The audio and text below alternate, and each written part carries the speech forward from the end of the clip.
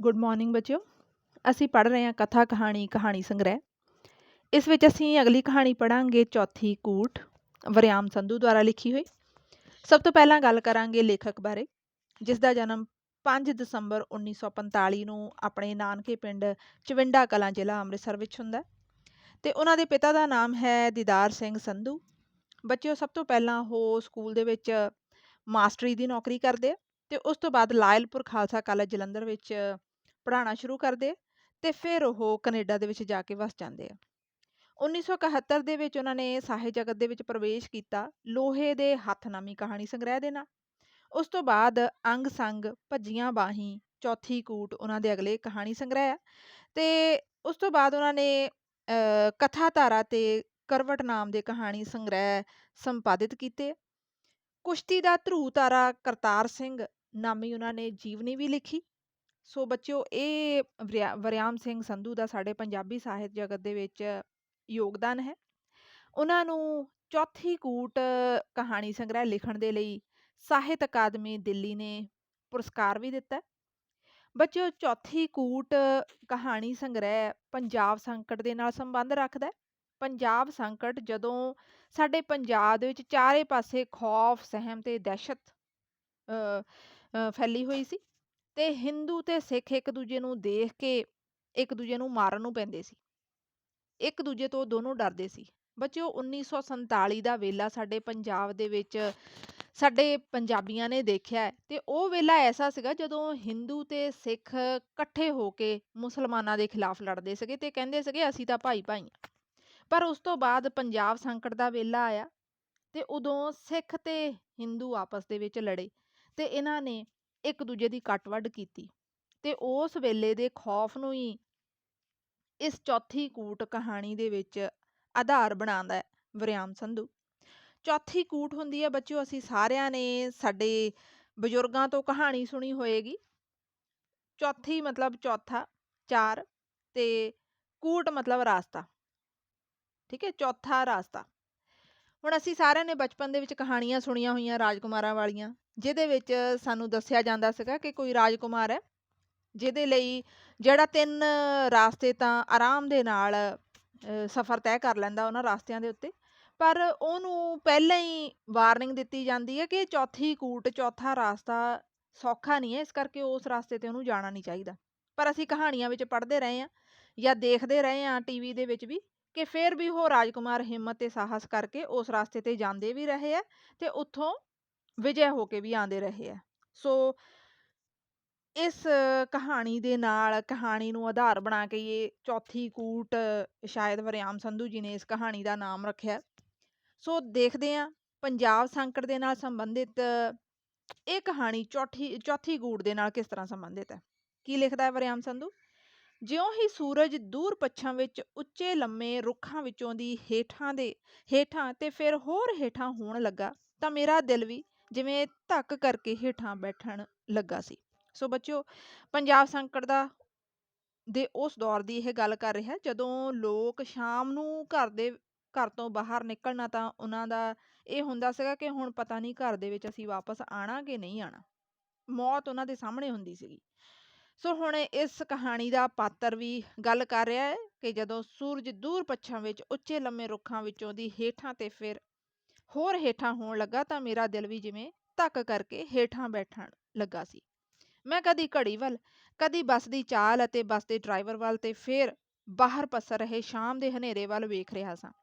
ਸੱਜੇ ਹੱਥ ਨਾਲ ਦੀ ਸੀਟ ਤੇ ਬੈਠੇ ਜੁਗਲ ਕਿਸ਼ੋਰ ਦੇ ਚਿਹਰੇ ਵੱਲ ਵੇਖ ਕੇ ਉਹਦੇ ਚਿਹਰੇ ਤੋਂ ਭੈ ਅਤੇ ਚਿੰਤਾ ਦੇ ਚਿੰਨ੍ਹ ਤਲਾਸ਼ ਕਰਨ ਲੱਗਾ ਤਾਂ ਉਹ ਅੱਗੋਂ ਮੁਸਕਰਾ ਪਿਆ ਸੀ। ਹੁਣ ਇਸ ਕਹਾਣੀ ਦੇ ਮੁੱਖ ਪਾਤਰ ਦਾ ਦੋਸਤ ਜੁਗਲ ਕਿਸ਼ੋਰ ਉਹਦੇ ਨਾਲ ਵਾਲੀ ਸੀਟ ਤੇ ਬੈਠਾ ਤੇ ਹੁਣ ਇਹ ਦੇਖਦਾ ਹੈ ਕਿ ਕਿਆ ਉਹ ਵੀ ਮੇਰੇ ਵਾਂਗੂ ਹੀ ਡਰਿਆ ਹੋਇਆ। ਸੋ ਉਹ ਅੱਗਿਓਂ ਮੁਸਕਰਾ ਦਿੰਦਾ ਹੈ। ਕੀ ਕਹਿੰਦਾ ਹੈ? ਇਹ ਡਰਾਈਵਰ ਵੀ ਬੜੀ ਕੁੱਤੀ ਸ਼ਹਿ ਵੇ, ਅੱਗੋਂ ਕੋਈ ਚੀਜ਼ ਆਉਂਦੀ ਹੈ ਤਾਂ ਹੌਲੀ ਕਰ ਲੈਂਦੇ ਮਾਂ ਨੂੰ। ਹੁਣ ਇਹ ਮਾਂ ਨੂੰ ਕਿਹਨੂੰ ਕਹਿ ਰਿਹਾ? ਬੱਸ ਨੂੰ। ਜਿਵੇਂ ਅਗਲੇ ਨੂੰ ਆਖਦਾ ਹੋਵੇ, ਮਹਾਰਾਜ ਪਹਿਲਾਂ ਤੁਸੀਂ ਲੰਘ ਲਓ, ਮੈਂ ਆਖੋ ਤਾਂ ਪਾਸੇ ਕਰਕੇ ਰੋਕ ਦਿੰਦਾ ਹੂੰ, ਕਿਸੇ ਬੱਕਰੀ ਦੀ ਔਲਾਦ। ਹੁਣ ਜੁਗਲ ਕਿਸ਼ੋਰ ਨੂੰ ਵੀ ਆਪ ਡਰ ਲੱਗਦਾ ਹੋਣਾ, ਇਸੇ ਕਰਕੇ ਤਾਂ ਇਹ ਕਹਿ ਰਿਹਾ। ਠੀਕ ਹੈ, ਆਪਣੀ ਭੜਾਸ ਉਹ ਡਰਾਈਵਰ 'ਤੇ ਕੱਢ ਰਿਹਾ ਤੇ ਉਸਨੇ ਨਾਪਸੰਦੀ ਦੇ ਅੰਦਾਜ਼ ਵਿੱਚ ਪਾਸੇ ਨੂੰ ਸਿਰ ਮਾਰਿਆ। ਉਸਦੀ ਗੱਲ ਦਾ ਜਵਾਬ ਦੇਣ ਦੀ ਥਾਂ ਮੈਂ ਬੱਸ ਵਿੱਚ ਲਈਆਂ ਸੌਰੀ ਬੱਸ ਵਿਚਲੀਆਂ ਪੱਗਾਂ ਵਾਲੀਆਂ ਅਤੇ ਪਟਿਆਂ ਵਾਲੀਆਂ ਸਵਾਰੀਆਂ ਦੀ ਗਿਣਤੀ ਕਰਨ ਲੱਗਾ। ਪੱਗਾਂ ਵਾਲੀਆਂ ਸਵਾਰੀਆਂ ਗਿਣਤੀ ਵਿੱਚ 2 ਵੱਧ ਸਨ। ਮੈਂ ਪਰੇਸ਼ਾਨ ਜਿਹਾ ਹੋ ਗਿਆ। ਇੰਝ ਲੱਗਾ ਜਿਵੇਂ ਕਾਹਲੀ ਅਤੇ ਭੁਲੇਖੇ ਵਿੱਚ ਸਵਾਲ ਗਲਤ ਨਿਕਲ ਗਿਆ ਹੋਵੇ। ਰਕਮ ਮੇਟ ਕੇ ਮੈਂ ਇੱਕ ਵਾਰ ਫਿਰ ਗਿਣਤੀ ਕੀਤੀ। ਹੁਣ ਦੋਵੇਂ ਤਰ੍ਹਾਂ ਦੀਆਂ ਸਵਾਰੀਆਂ ਬਰਾਬਰ ਬਰਾਬਰ ਸਨ। ਮੈਂ ਜਿਵੇਂ ਹਾਰਦਾ ਬਚ ਗਿਆ ਸਾਂ। ਸੁੱਖ ਦਾ ਸਾਹ ਲੈ ਕੇ ਇੱਕ ਪਲ ਸੀਟ ਨਾਲ ਢੋਹ ਲਾ ਲਈ ਅਤੇ ਜੇਬ ਵਿੱਚੋਂ ਛੋਟੀ ਕੰਘੀ ਕੱਢ ਕੇ ਵਾਲਾਂ ਵਿੱਚ ਫੇਰਨ ਲੱਗਾ। ਹੁਣ ਇਸ ਕਹਾਣੀ ਦਾ ਮੁੱਖ ਪਾਤਰ ਕੀ ਹੈ? ਹਿੰਦੂ ਹੈ, ਜੋ ਕਿ ਬੱਸ ਦੇ ਵਿੱਚ ਬੈਠੀਆਂ ਸਵਾਰੀਆਂ ਦੇਖਣਾ ਚਾਹੁੰਦਾ ਹੈ ਕਿ ਹਿੰਦੂ ਵੱਧ ਹੈ ਜਾਂ ਫਿਰ ਸਿੱਖ ਵੱਧ ਹੈ। ਪਹਿਲੀ ਗਿਣਤੀ ਉਹਦੀ ਗਲਤ ਨਿਕਲਦੀ ਹੈ, 2 ਸਿੱਖ ਵੱਧ ਨਿਕਲਦੇ ਆ ਤਾਂ ਉਹਨੂੰ ਘਬਰਾਹਟ ਹੋਣੀ ਸ਼ੁਰੂ ਹੁੰਦੀ ਹੈ। ਫਿਰ ਦੁਬਾਰਾ ਉਹ ਕਰਦਾ ਤਾਂ ਉਹ ਦੇਖਦਾ ਗਿਣਤੀ ਬਰਾਬਰ ਹੈ, ਸੋ ਉਹਨੂੰ ਸੁੱਖ ਦਾ ਸਾਹ ਦਾ ਪਤਾ ਹੈ ਕਿ ਜੇਕਰ ਬਰਾਬਰ ਹੋਣਗੇ ਤਾਂ ਕੋਈ ਵੀ ਇੱਕ ਦੂਜੇ ਦੇ ਨਾਲ ਲੜਨ ਤੋਂ ਪਹਿਲਾਂ ਸੋਚੇਗਾ।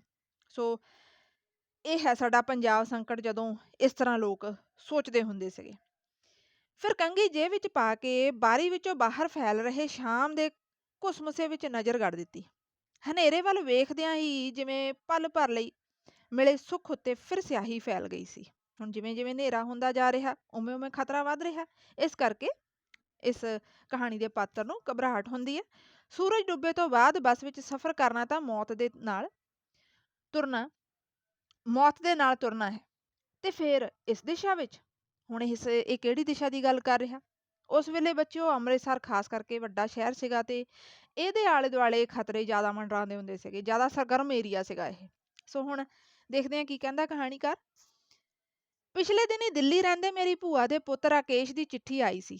ਉਸ ਲਿਖਿਆ ਸੀ, ਜੀ ਤਾਂ ਬੜਾ ਕਰਦਾ ਸੀ ਕਿ ਸ਼ੀਲਾ ਦੇ ਵਿਆਹ ਤੇ ਹਾਜ਼ਰ ਹੁੰਦਾ, ਪਰ ਭਰਾਵਾ ਸੱਚੀ ਪੁੱਛੇ ਤਾਂ ਪਹਿਲੀ ਗੱਲ ਪੰਜਾਬ ਆਉਂਦਿਆਂ ਹੀ ਡਰ ਲੱਗਦਾ ਤੇ ਪੰਜਾਬ ਵਿੱਚ ਅੱਗੇ ਅੰਮ੍ਰਿਤਸਰ ਆਉਣਾ ਤਾਂ ਛੋਟੇ ਹੁੰਦਿਆਂ ਨਾਨੀ ਕੋਲ ਸੁਣੀ ਚੌਥੀ ਕੂਟ ਵਾਲੀ ਉਸ ਬਾਤ ਦੀ ਯਾਦ ਦਿਵਾ ਦਿੰਦਾ ਹੈ। ਯਾਦ ਹੈ ਨਾ ਤੈਨੂੰ ਉਹ ਬਾਤ? ਆਪਾਂ ਇਕੱਠਿਆਂ ਰਜਾਈ ਦੀ ਬੁੱਕਲ ਵਿੱਚ ਬੈਠ ਕੇ ਉਸ ਤੋਂ ਕਈ ਵਾਰ ਸੁਣੀ ਸੀ। ਉਦੋਂ ਜਦੋਂ ਚੌਥੀ ਵਿੱਚ ਪੜ੍ਹਦਿਆਂ ਮੈਂ 3 ਮਹੀਨੇ ਤੁਹਾਡੇ ਕੋਲ ਅੰਮ੍ਰਿਤਸਰ ਰਿਹਾ ਸਾਂ, ਮੈਨੂੰ ਮਿਆਦੀ ਬੁਖਾਰ ਹੋ ਗਿਆ ਸੀ। ਰਾਜ਼ੀ ਹੋਣ ਤੇ ਮੈਨੂੰ ਨਾਨੀ ਦਰਬਾਰ ਸਾਹਿਬ ਮੱਥਾ ਟਿਕਾ ਕੇ ਲਿਆਈ ਸੀ, ਸਰੋਵਰ ਵਿੱਚ ਇਸ਼ਨਾਨ ਕਰਵਾ ਕੇ ਵੀ, ਦੁੱਖ ਭੰਜਨੀ ਬੇਰੀ ਹੇਠਾਂ। ਸ਼ਾਮੀ ਸੌਣ ਲੱਗਿਆਂ, ਦਿਨੇ ਉੱਠਣ ਲੱਗਿਆਂ, ਰੋਟੀ ਖਾਣ ਲੱਗਿਆਂ ਉਹ ਧੰਨ ਗੁਰੂ ਰਾਮਦਾਸ ਕਰਦੀ ਰਹਿੰਦੀ ਸੀ। ਜੀ ਤੇ ਕਰਦਾ ਉਸ ਦੈਵੀ ਸੂਰਤ ਦੇ ਦਰਸ਼ਨ ਕਰ ਜਾਵਾਂ। ਪਤਾ ਨਹੀਂ ਹੋਰ ਸਾਲ ਹੈ ਕਿ 6 ਮਹੀਨੇ। ਬਸ ਭਰਾਵਾ ਡਰਦਾ ਨਹੀਂ ਆ ਰਿਹਾ, ਬਹਾਨਾ ਹੋਰ ਕੋਈ ਨਹੀਂ। ਇਹ 500 ਰੁਪਏ ਦਾ ਡਰਾਫਟ ਭੇਜ ਰਿਹਾ, ਭੈਣ ਨੂੰ ਮੇਰੇ ਵੱਲੋਂ ਕੋਈ ਚੀਜ਼ ਲੈ ਦੇਈਂ ਤੇ ਮਾਮੇ ਮਾਮੀ ਕੋਲੋਂ ਮੇਰੇ ਵੱਲੋਂ ਮਾਫੀ ਮੰਗ ਲਈ। ਉਂਝ ਬੰਦਾ ਭਾਵੇਂ ਕਿੱਡਾ ਵੀ ਕਿਉਂ ਨਾ ਹੋ ਜਾਵੇ, ਨਾਨਕੇ ਆਉਣ ਨੂੰ ਭਲਾ ਕਿਹਦਾ ਜੀ ਨਹੀਂ ਕਰਦਾ। ਪਰ ਹੁਣ ਅੱਗੇ ਇਸ ਤਰ੍ਹਾਂ ਲੇਖਕ ਕਹਾਣੀ ਦੇ ਮੁੱਖ ਪਾਤਰ ਦਾ ਭੂਆ ਦਾ ਮੁੰਡਾ ਜਿਹੜਾ ਹੈ ਵਿਆਹ ਤੇ ਆਉਣ ਤੋਂ ਮਨਾ ਕਰ ਦਿੰਦਾ ਹੈ, ਕਿਉਂਕਿ ਵਾਕਈ ਵਿੱਚ ਅਗਰ ਤੁਸੀਂ ਬੱਚਿਓ ਆਪਣੇ ਬਜ਼ੁਰਗਾਂ ਤੋਂ ਪੁੱਛੋਗੇ ਤਾਂ ਉਹ ਵੇਲਾ ਅਜਿਹਾ ਹੀ ਸੀ। ਸਾਡੇ ਪੰਜਾਬ ਨੇ ਬਹੁਤ ਸਾਰੇ ਇਹੋ ਜਿਹੇ ਵੇਲੇ ਦੇਖੇ ਹੈ ਜਦੋਂ ਬੰਦਾ ਬੰਦੇ ਤੋਂ ਡਰਦਾ ਰਿਹਾ। ਸੋ ਹੁਣ ਘਰ ਦੇ ਜਿੱਥੇ ਮੋਹ ਹੈ, ਜਿੱਥੇ ਭਾਵਨਾਵਾਂ, ਉੱਥੇ ਆਉਣ ਤੋਂ ਵੀ ਭੂਆ ਦਾ ਪੁੱਤ ਡਰਦਾ ਹੈ, ਕਿਉਂਕਿ ਸਭ ਤੋਂ ਵੱਧ ਬੰਦੇ ਨੂੰ ਪਿਆਰੀ ਹੁੰਦੀ ਆਪਣੀ ਜਾਨ। ਅੱਗੇ ਕੀ ਕਹਿੰਦਾ?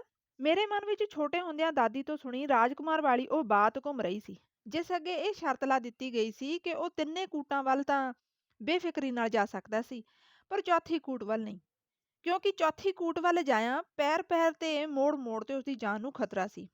ਚੌਥੀ ਕੂਟ ਵੱਲ ਗਿਆ ਤਾਂ ਉਹ ਜਿਉਂਦਾ ਵਾਪਸ ਨਹੀਂ ਸੀ ਆ ਸਕਦਾ। ਪਰ ਉਸ ਰਾਜਕੁਮਾਰ ਦੀ ਜਗਿਆਸਾ ਤੇ ਬਹਾਦਰੀ ਉਸਨੂੰ ਚੌਥੀ ਕੂਟ ਵੱਲ ਲੈ ਹੀ ਤਾਂ ਗਈ ਸੀ, ਤੇ ਉਹ ਸਭ ਖਤਰਿਆਂ ਨਾਲ ਇਕੱਲਾ ਹੀ ਜੂਝ ਕੇ ਸਿਰਫ ਜਿਉਂਦਾ ਹੀ ਵਾਪਸ ਨਹੀਂ ਸੀ ਪਰਤਿਆ, ਕਈ ਕੁਝ ਅਣਮੁੱਲਾ ਪ੍ਰਾਪਤ ਕਰਕੇ ਵੀ ਪਰਤਿਆ ਸੀ। ਨਾਂ ਨੂੰ ਤਾਂ ਮੇਰਾ ਨਾਂ ਵੀ ਰਾਜਕੁਮਾਰ ਸੀ, ਪਰ ਮੈਂ ਬਾਤਾਂ ਵਾਲਾ ਰਾਜਕੁਮਾਰ ਥੋੜਾ ਸੀ। ਮੈਂ ਤਾਂ ਅੰਮ੍ਰਿਤਸਰ ਜ਼ਿਲ੍ਹੇ ਦੇ ਦੂਰ ਬਾਰਡਰ ਦੇ ਇੱਕ ਪਿੰਡ ਦੇ ਹਾਈ ਸਕੂਲ ਦਾ ਕਲਰਕ ਸਾਂ, ਜਿਸ ਦੇ ਮਨ ਵਿੱਚ ਸਿਰਫ ਇੰਨੀ ਜਿਗਿਆਸਾ ਸੀ ਕਿ ਬੱਸ ਛੇਤੀ ਤੋਂ ਛੇਤੀ ਜਲੰਧਰ ਪਹੁੰਚੇ, ਘੱਟੋ ਘੱਟ ਆਖਰੀ ਗੱਡੀ ਤੋਂ ਪਹਿਲਾਂ, ਜੋ ਜਲੰਧਰੋਂ ਅੰਮ੍ਰਿਤਸਰ ਨੂੰ ਚੱਲਦੀ ਹੈ। ਸੋ ਹੁਣ ਇਸ ਕਹਾਣੀ ਦਾ ਪਾਤਰ ਭਾਵੇਂ ਉਹਦਾ ਨਾਮ ਰਾਜਕੁਮਾਰ ਹੈ, ਪਰ ਕਹਾਣੀਆਂ ਵਾਲਾ ਰਾਜਕੁਮਾਰ ਤਾਂ ਨਹੀਂ ਹੋ ਸਕਦਾ। ਬੱਚਿਓ ਅਸੀਂ ਵੀ ਟੀਵੀ ਦੇ ਵਿੱਚ ਫਿਲਮਾਂ ਦੇਖਦੇ ਹਾਂ, ਨਾਟਕ ਦੇਖਦੇ ਹਾਂ, ਜੋ ਵੀ ਟੀਵੀ ਦੇ ਵਿੱਚ ਨਾਟਕ ਦੇਖਦੇ ਹਾਂ ਜਾਂ ਫਿਲਮ ਦੇਖਦੇ ਹਾਂ, ਉਹਦਾ ਜਿਹੜਾ ਮੁੱਖ ਹੀਰੋ ਹੁੰਦਾ ਹੈ ਉਹ ਬਹੁਤ ਕੁਝ ਕਰਦਾ ਹੈ, ਲੜਾਈਆਂ ਝਗੜੇ ਕਰਦਾ ਹੈ, ਕਈ ਐਕਸ਼ਨ ਕਰਦਾ ਹੈ। ਪਰ ਅਸਲੀਅਤ ਦੇ ਵਿੱਚ ਜੇਕਰ ਅਸੀਂ ਆਪਣੇ ਕਿਸੇ ਵੀ ਹੀਰੋ ਨੂੰ ਦੇਖ ਕੇ ਉਹੋ ਜਿਹੇ ਐਕਸ਼ਨ ਕਰਨੇ ਸ਼ੁਰੂ ਕਰੀਏ, ਹੈ ਨਾ? ਜਾਂ ਅਸੀਂ ਲੜਾਈ ਝਗੜੇ ਕਰਨੇ ਸ਼ੁਰੂ ਕਰੀਏ, ਜਾਂ ਚੌੜੇ ਹੋ ਕੇ ਕਿਸੇ ਦੇ ਸਾਹਮਣੇ ਖੜ ਜਾਈਏ ਲੜਨ ਦੇ ਲਈ, ਉਹ ਕੁਛ ਤਾਂ ਸਾਡੇ ਕੋਲੋਂ ਅਸਲ ਦੇ ਵਿੱਚ ਨਹੀਂ ਹੋਏਗਾ, ਕਿਉਂਕਿ ਉਹ ਫਿਲਮ ਹੈ ਜਾਂ ਉਹ ਕਹਾਣੀ ਹੈ, ਤੇ ਇਹ ਅਸਲੀਅਤ ਹੈ। ਤੇ ਅਸਲੀਅਤ ਦੇ ਵਿੱਚ ਸੱਟ ਇੱਕ ਵਾਰੀ ਜਦੋਂ ਵੱਜਦੀ ਹੈ ਤਾਂ ਕਿੰਨੇ ਦਿਨ ਉਹ ਸਾਡੀ ਸੱਟ ਠੀਕ ਹੋਣ ਨੂੰ ਲੱਗ ਜਾਂਦੇ ਆ। ਫਿਲਮਾਂ ਦੇ ਵਿੱਚ ਤਾਂ ਉਸੇ ਟਾਈਮ ਸੱਟ ਲੱਗਦੀ ਹੈ ਤੇ ਦੂਸਰੇ ਪਲ ਹੀ ਉਹ ਠੀਕ ਹੋਈ ਹੁੰਦੀ ਹੈ। ਸੋ ਹੁਣ ਇਹ ਜਿਹੜਾ ਰਾਜਕੁਮਾਰ ਹੈ, ਇਹ ਵੀ ਇਸੇ ਕਰਕੇ ਡਰਦਾ ਹੈ ਕਿ ਕਹਾਣੀ ਦਾ ਰਾਜਕੁਮਾਰ ਵੱਖਰਾ ਹੈ ਤੇ ਮੈਂ ਵੱਖਰਾ ਹਾਂ। ਤੇ ਉਹਨੂੰ ਵਾਕਈ ਦੇ ਵਿੱਚ ਡਰ ਲੱਗਦਾ ਹੈ ਤੇ ਕਹਿੰਦਾ ਹੈ ਬਹਾਦਰੀ। ਬਹਾਦਰੀ ਹੁਣ ਇੱਥੇ ਇਹੋ ਜਿਹੀ ਸਥਿਤੀ ਦੇ ਵਿੱਚ ਕਿਹੜਾ ਦਿਖਾਵੇ। ਉਂਝ ਜਿਨ੍ਹਾਂ ਪਿੰਡਾਂ ਵਿੱਚ ਜਾ ਕੇ ਮੈਂ ਡਿਊਟੀ ਦਿੰਦਾ, ਉੱਥੇ ਡਿਊਟੀ ਦੇਣਾ ਵੀ ਸਾਡੀ ਦਿੱਖ ਦੇ ਬੰਦਿਆਂ ਲਈ ਬਹਾਦਰੀ ਤੋਂ ਘੱਟ ਨਹੀਂ। ਨਾਲੇ ਕਾਹਦੀ ਬਹਾਦਰੀ ਹੁਣ? ਪਤਾ ਨਹੀਂ ਤੁਹਾਡੇ ਸੱਜਿਓਂ ਖੱਬਿਓਂ ਕਦੋਂ ਕਿਸੇ ਨੇ ਕਿਸ ਨੂੰ ਗੋਲੀ ਮਾਰ ਦੇਣੀ ਹੈ। ਤੁਹਾਨੂੰ ਦੁਸ਼ਮਣ ਦਾ, ਉਹਦੀ ਸਮਰੱਥਾ ਦਾ, ਉਹਦੇ ਹਮਲਾ ਕਰਨ ਦੇ ਵੇਲੇ ਦਾ ਕੁਝ ਵੀ ਤਾਂ ਪਤਾ ਨਹੀਂ। ਹੁਣ ਜੋ ਇਹ ਪਾਤਰ ਹੈ ਰਾਜਕੁਮਾਰ, ਉਹ ਹਿੰਦੂ ਹੈ ਤੇ ਜਿੱਥੇ ਉਹ ਡਿਊਟੀ ਕਰਦਾ ਹੈ ਉਹ ਸਿੱਖਾਂ ਦਾ ਏਰੀਆ। ਸੋ ਇਸ ਕਰਕੇ ਉਹਨੂੰ ਤਾਂ ਇਹ ਲੱਗਦਾ ਕਿ ਉੱਥੇ ਡਿਊਟੀ ਕਰਨਾ ਵੀ ਬਹੁਤ ਵੱਡੀ ਬਹਾਦਰੀ ਹੈ। ਕੀ ਪਤਾ ਕਿਹੜੇ ਵੇਲੇ ਕਦੋਂ ਕਿਹਨੇ ਕਿਸ ਤਰੀਕੇ ਦੇ ਨਾਲ ਕਿਸੇ ਨੂੰ ਮਾਰ ਦੇਣਾ। ਕਹਿੰਦਾ ਮੇਰੇ ਐਨ ਸਿਰ ਦੇ ਉੱਤੇ ਬੱਸ ਦੀ ਬੱਤੀ ਜਗ ਪਈ ਤਾਂ ਉਸਦੇ ਨਾਲ ਹੀ ਛੱਤ ਤੇ ਲਿਖੀਆਂ ਲਾਈਨਾਂ ਉਘੜ ਆਈਆਂ, ਸਵਾਰੀ ਆਪਣੇ ਸਮਾਨ ਦੀ ਆਪ ਜ਼ਿੰਮੇਵਾਰ ਹੋਵੇਗੀ। ਲਾਈਨਾਂ ਪੜ੍ਹ ਕੇ ਮੈਂ ਜੁਗਲ ਵੱਲ ਵੇਖ ਕੇ ਮੁਸਕਰਾਇਆ ਤੇ ਕਿਤਿਓਂ ਪੜ੍ਹੀ ਗੱਲ ਉਸਨੂੰ ਸੁਣਾਈ। ਇੱਥੇ ਹੁਣ ਇਹ ਵੀ ਲਿਖ ਛੱਡਣਾ ਚਾਹੀਦਾ ਹੈ, ਸਵਾਰੀ ਆਪਣੀ ਜਾਨ ਦੀ ਵੀ ਆਪ ਜ਼ਿੰਮੇਵਾਰ ਹੋਵੇਗੀ। ਜੁਗਲ ਹੱਸ ਪਿਆ ਤੇ ਉਸ ਛੱਤ ਦੇ ਦੂਜੇ ਪਾਸੇ ਲਿਖੀ ਇੱਕ ਹੋਰ ਸਤਤ ਵੱਲ ਇਸ਼ਾਰਾ ਕੀਤਾ ਤੇ ਫਿਰ ਪੜਨ ਲੱਗਾ, ਸਿਰ ਅਤੇ ਬਾਜੂ ਬਾਹਰ ਨਾ ਕੱਢੋ ਜੀ। ਤੇ ਉਹ ਫਿਰ ਬੱਸਾਂ ਵਿੱਚ ਆ ਵੜਨ ਵਾਲੇ ਪਿਸਤੌਲਧਾਰੀਆਂ ਦੇ ਹਵਾਲੇ ਨਾਲ ਉਹਨਾਂ ਵੱਲੋਂ ਹੀ ਆਖਣ ਲੱਗਾ, ਸਿਰ ਅਤੇ ਬਾਜੂ ਬਾਹਰ ਨਾ ਕੱਢੋ ਜੀ, ਅਸੀਂ ਅੰਦਰ ਹੀ ਆ ਜਾਂਦੇ ਹਾਂ। ਅਸੀਂ ਆਪਣੇ ਆਪ ਤੇ ਹੱਸਣ ਦਾ ਯਤਨ ਕੀਤਾ, ਪਰ ਸਾਡੇ ਹਾਸੇ ਵਿੱਚ ਵੀ ਸਹਿਮ ਰਲਿਆ ਹੋਇਆ ਸੀ। ਚਲੋ ਹੁਣ ਦੋਨੇ ਦੋਸਤ ਬੈਠੇ, ਭਾਵੇਂ ਇੱਕ ਦੂਜੇ ਦੇ ਨਾਲ ਗੱਲਾਂ ਕਰ ਰਹੇ ਆ, ਹੱਸਣ ਦੀ ਵੀ ਕੋਸ਼ਿਸ਼ ਕਰ ਰਹੇ ਆ, ਪਰ ਇਹੋ ਜਿਹੀ ਸਥਿਤੀ ਦੇ ਵਿੱਚ ਹਾਸਾ ਵੀ ਕਿੱਥੋਂ ਆਉਂਦਾ ਜਿੱਥੋਂ ਜਾਨ ਦਾ ਖੌਅ ਹੋਵੇ, ਡਰ ਹੋਵੇ। ਚੰਡੀਗੜ੍ਹੋਂ DPI ਦੇ ਦਫ਼ਤਰੋਂ ਜੁਗਲ ਦਾ ਕੰਮ ਕਰਵਾ ਕੇ ਅੱਡੇ ਤੇ ਪਹੁੰਚੇ ਤਾਂ 5 ਮਿੰਟ ਪਹਿਲਾਂ ਅੰਮ੍ਰਿਤਸਰ ਨੂੰ ਜਾਣ ਵਾਲੀ ਆਖਰੀ ਬੱਸ ਚੱਲ ਚੁੱਕੀ ਸੀ। ਆਖਰੀ ਬੱਸ ਲੰਘ ਜਾਵੇ ਤੇ ਰਹਿਣ ਲਈ ਕੋਈ ਠਾਹਰ ਨਾ ਹੋਵੇ ਤਾਂ ਸਾਡੇ ਵਰਗੇ ਲੋਕਾਂ ਲਈ ਜੋ ਮੁਸ਼ਕਲ ਬਣਦੀ ਹੈ, ਉਸ ਦਾ ਅਨੁਮਾਨ ਲਾਉਣਾ ਔਖਾ ਨਹੀਂ। ਖਾਸ ਤੌਰ ਤੇ ਅਜੋਕੇ ਸਮਿਆਂ ਵਿੱਚ ਜਦੋਂ ਰਹਿਣ ਦੀ ਹੀ ਨਹੀਂ, ਜਾਨ ਬਚਾਉਣ ਦੀ ਸਮੱਸਿਆ ਵੀ ਸਿਰ ਤੇ ਆਣ ਖੜੀ ਹੁੰਦੀ ਹੈ। ਰਾਤ ਨੂੰ ਅੰਮ੍ਰਿਤਸਰ